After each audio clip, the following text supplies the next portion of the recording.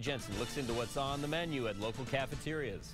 The USDA calls lean, finely textured beef safe and wholesome, but concerns over the so-called pink slime are causing school districts around the valley to check in with their suppliers. In the midst of a national effort to get healthier foods in school cafeterias, this revelation: that cafeteria meat could be laced with pink slime, the term for the cheap filler sprayed with ammonia used in some ground beef. I had several parents had called with questions, other people in the school district, other patrons, so other people in the community, whether they had kids or not, had emailed or called with questions. Peggy Bodner, the nutrition director for the Boise School District, says the beef they use this semester is safe.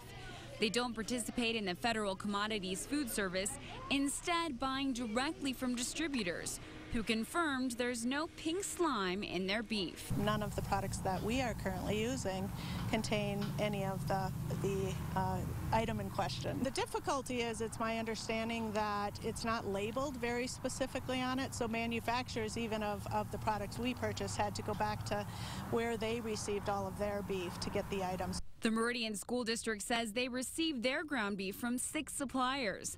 Of those, they say 4 suppliers don't use pink slime. They're waiting to confirm whether the other 2 suppliers do.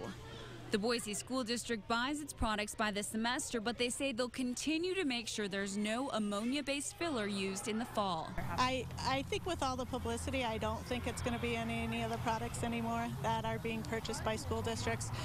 We will definitely include it on our specifications to assure that we don't end up with a product with it at a later date. At one local school district, taking the mystery out of mystery meat. A growing number of grocers and restaurants have said they will no longer use pink slime in their beef.